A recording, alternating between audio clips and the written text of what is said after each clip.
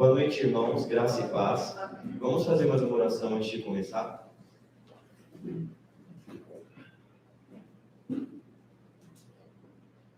Deus e Pai, eu venho te agradecer por mais esse dia, te agradecer pela oportunidade de estar aqui trazendo a tua palavra novamente, e te peço que no nome de Jesus o Senhor abra nossas mentes, nossos entendimentos, para que nós possamos compreender tudo aquilo que o Senhor deseja falar, que toda palavra de engano que o diabo possa tentar colocar na minha boca, que caia por terra no nome de Jesus, e que o Senhor fale através de mim, Deus. E é no nome de Jesus que eu oro tudo isso. Amém.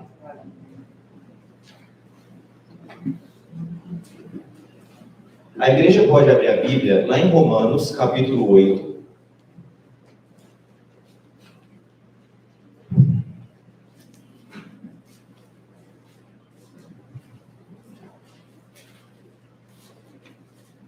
Romanos, capítulo 8, verso 19.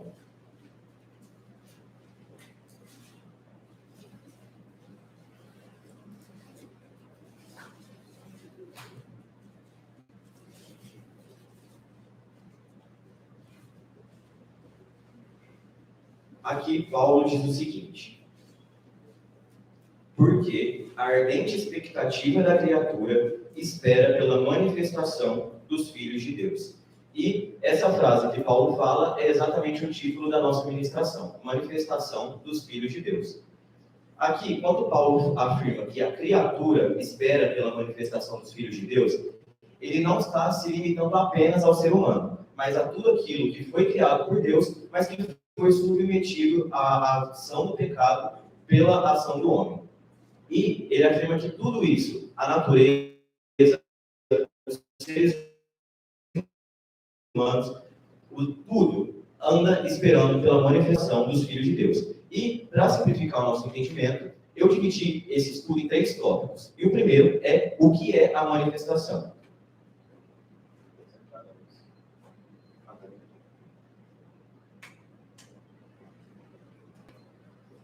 Bom, no grego, manifestar significa revelar, dar a conhecer, evidenciar, etc.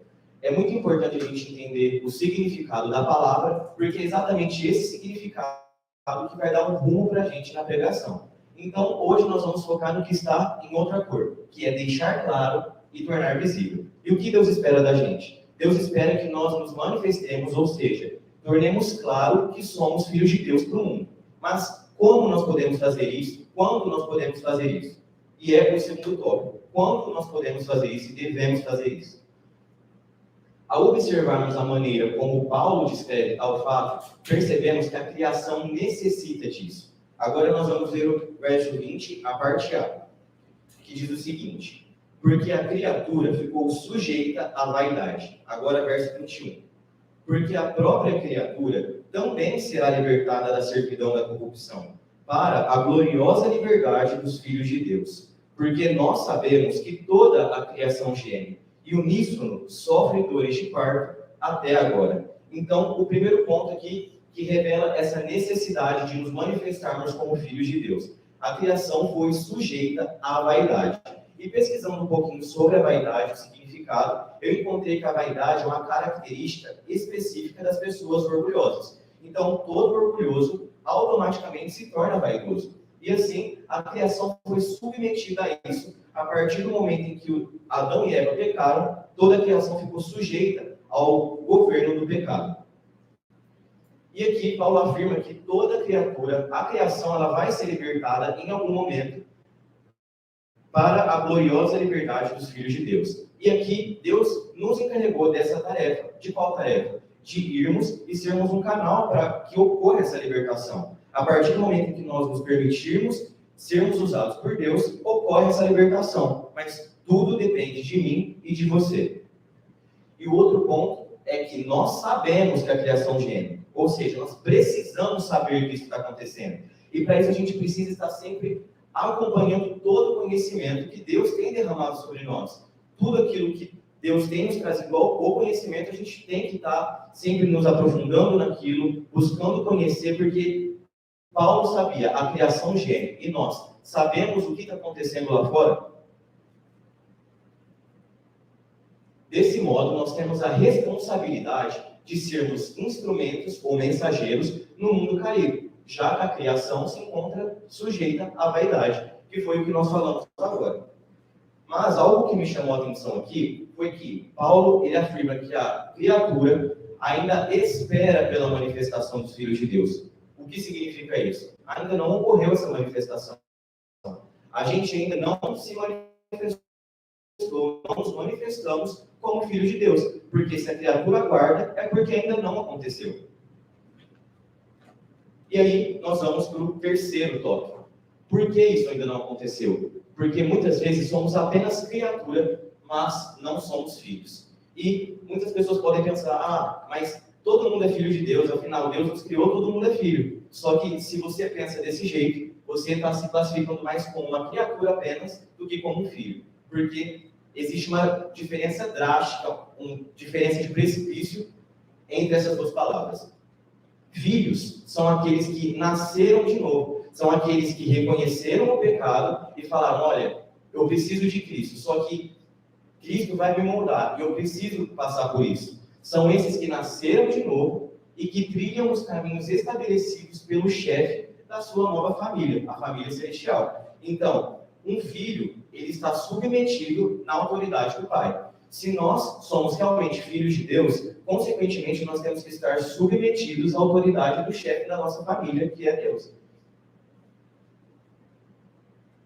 E, automaticamente, se nós não somos filhos, nós somos bastardos.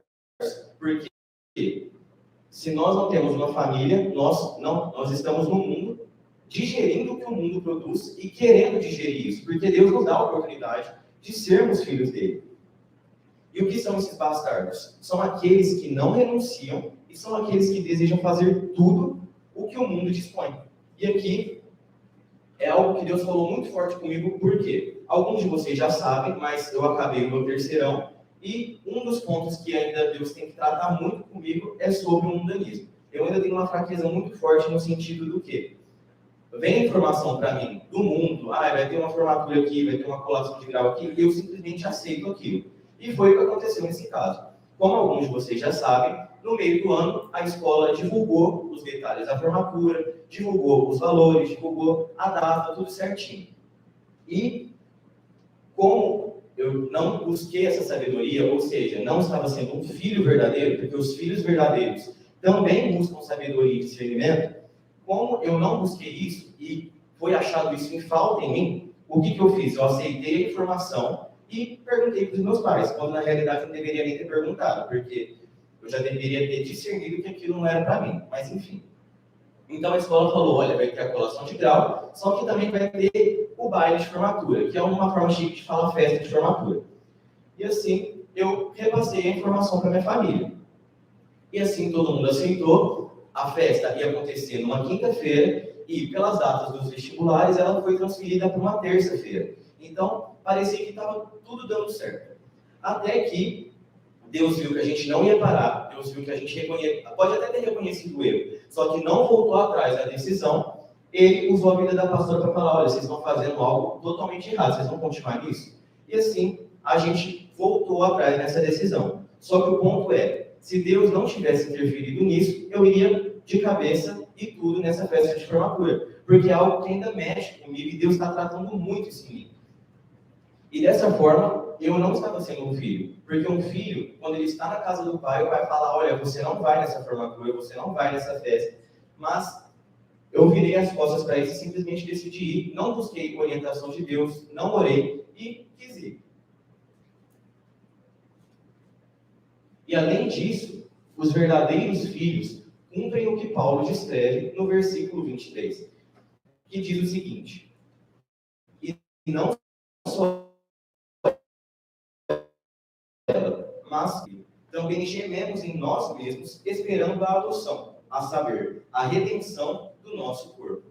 Aqui é algo que eu estava falando com a Simone hoje, porque é exatamente o que nós temos aprendido. O verdadeiro filho, ele anseia pela redenção do corpo dele, ou seja, ele espera ardentemente o momento em que o corpo dele vai se tornar incorruptível.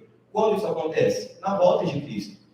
O verdadeiro filho, ele está esperando ansiosamente, ele quer muito a volta de Cristo, porque ele já sabe que aqui não é o lugar dele, ele já sabe que o mundo não tem mais nada para oferecer a ele, ele já está pedindo a volta de Cristo, porque ele sabe que ele quer reencontrar o Pai, porque ele reconhece que aqui não é o lar dele. Então, se nós somos verdadeiros filhos, nós devemos estar pedindo pela volta de Cristo, devemos estar pedindo pelo momento da redenção do nosso corpo. Esse versículo 23, nós vamos voltar nele depois, porque tem outro detalhe aqui muito importante que Paulo fala, só que em outro momento.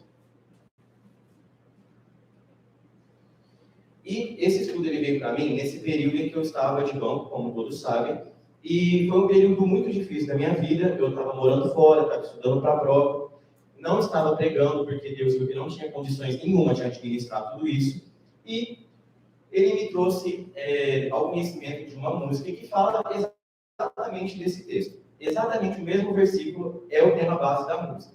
E uma das frases dessa música que eu trouxe para vocês é o pecado que nós vamos tratar hoje. Nós falamos da presunção aqui e agora nós vamos falar sobre o egoísmo. E uma das frases dessa música diz o seguinte, que é a parte em azul. Até quando ficaremos preocupados só conosco?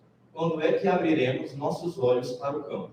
A cena que ele retrata aqui é a cena de uma pessoa olhando só para o próprio umbigo, enquanto a terra está clamando na frente dele e ele não está nem aí. Ele só está preocupado com a própria vida, em satisfazer os próprios desejos. E aquela plaquinha ali na frente representa o que nós vamos falar hoje, o resumo daquela frase, que é egoísmo. Só que aqui eu não vou tratar do egoísmo só de um fato, nem presta isso, não. Eu vou expandir o egoísmo no sentido de empacar a obra de Deus por querermos priorizar as nossas vontades e os nossos interesses.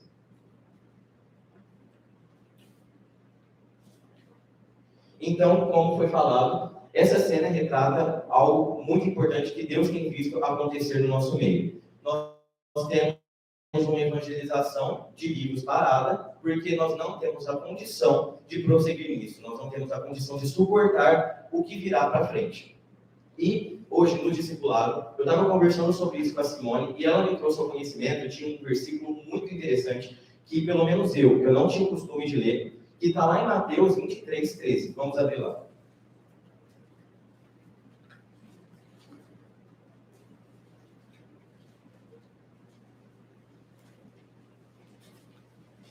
Mateus 23, 13.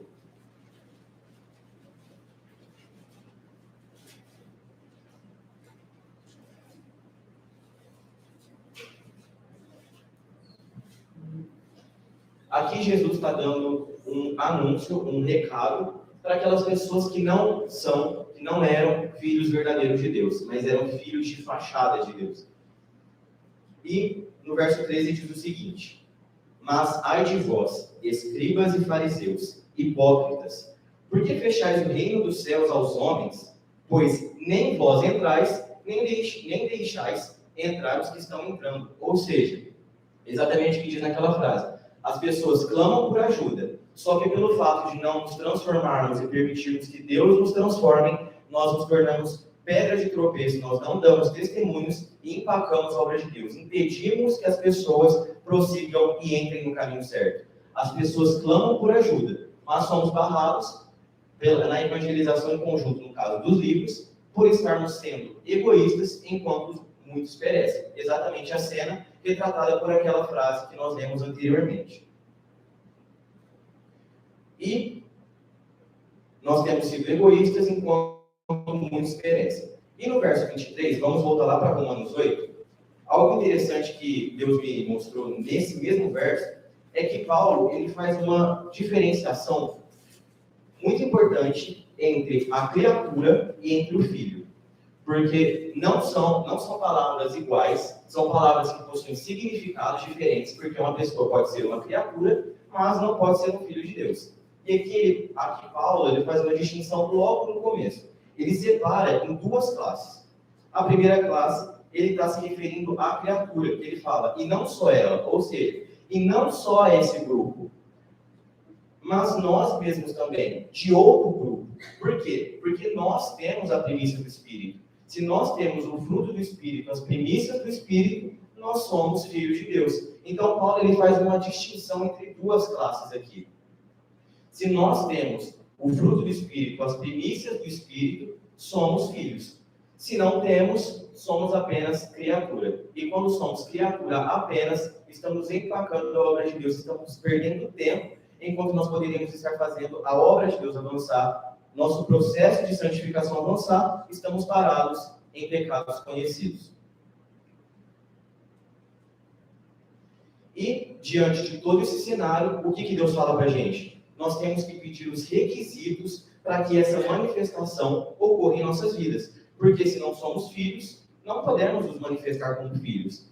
Mas, a partir do momento em que tivermos atitudes de filhos, aí sim, podemos começar a avançar no processo de santificação. Devemos pedir o poder, mais conhecido como chuva serôdia, para que nós possamos avançar, possamos evoluir no nosso processo de santificação. Abra sua Bíblia lá em Isaías, capítulo 49.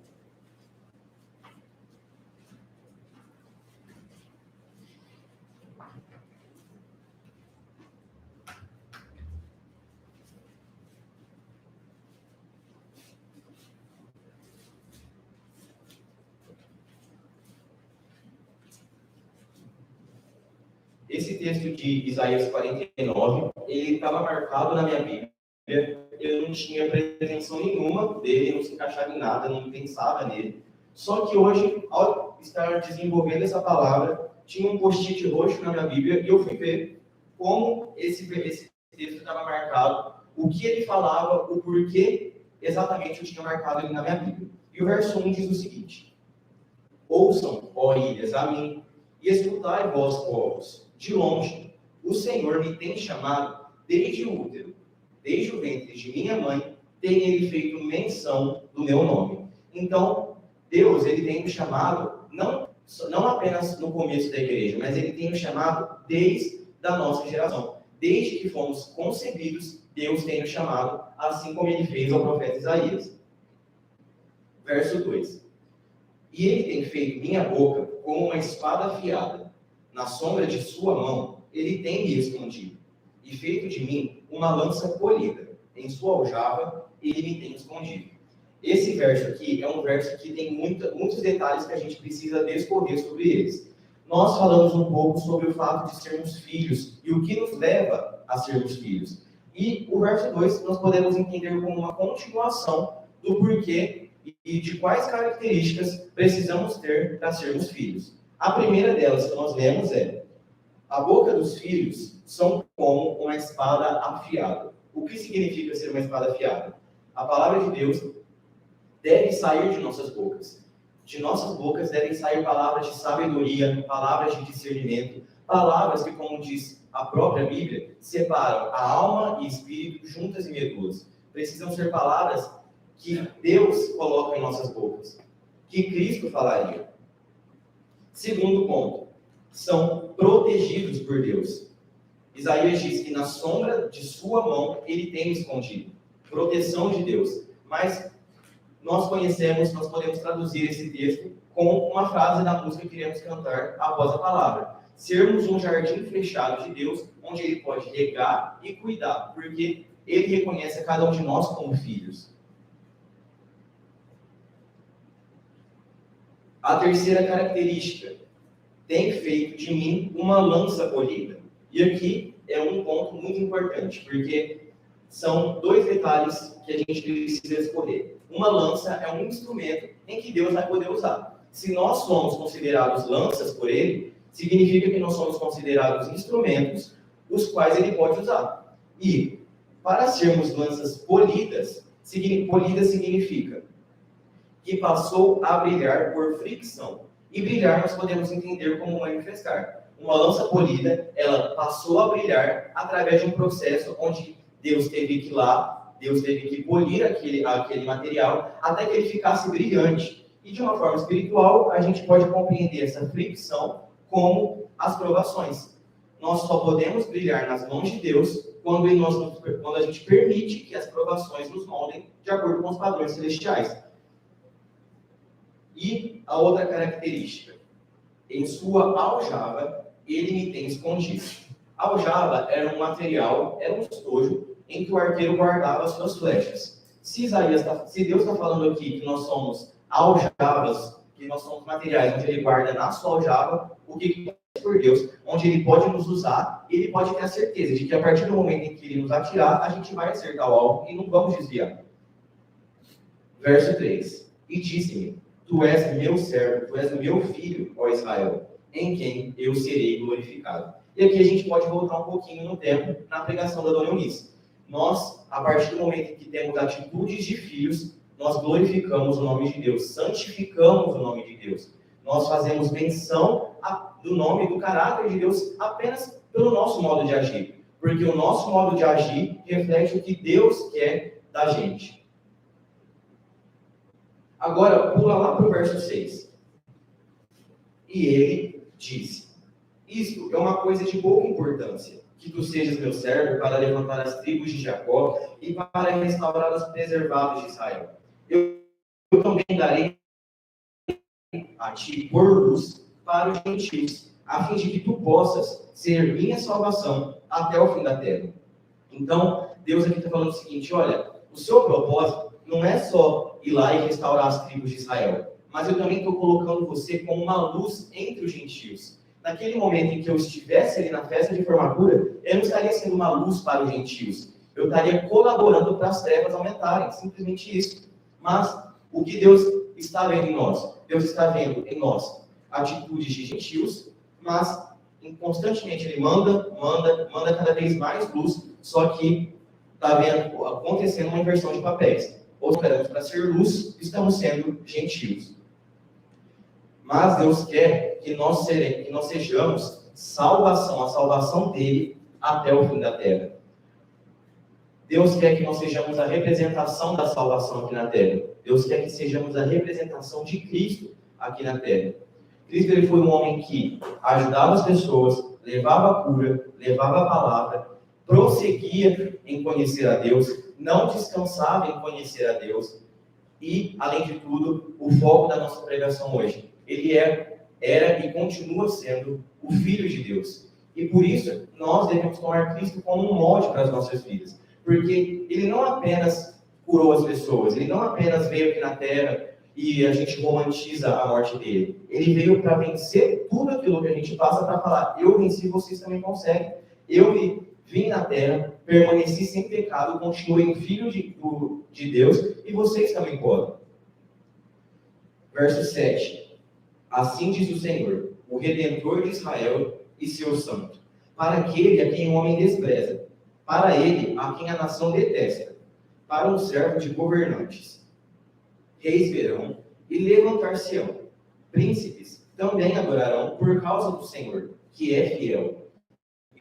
E os santos de Israel nos manifestarmos verdadeiramente como filho de Deus, o que vai acontecer? Reis, príncipes, ou seja, pessoas de um alto nível social, verão nossa atitude, verão o que nós estamos fazendo, e o que vai acontecer? Irão adorar o nome do Senhor, irão se converter através das nossas vidas, porque nós permitimos.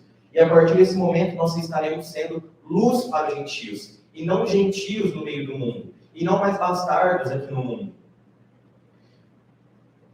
O Senhor tem nos escolhido, o Senhor tem nos chamado, mas será que se Ele nos pedir para ir, iremos? E, para a gente finalizar, vamos abrir lá em Filipenses, capítulo 3.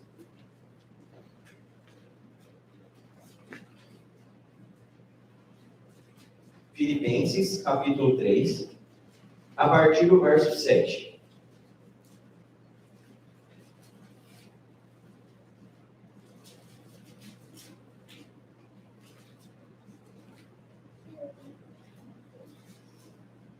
Aqui Paulo diz o seguinte: mas as coisas que para mim eram consideradas como ganho, reputei-as como perda por Cristo. E na verdade, tenho também por perda todas as coisas, pela excelência do conhecimento de Cristo Jesus, meu Senhor, pelo qual sofri a perda de todas estas coisas, e as considero como esterco, para que possa ganhar a Cristo.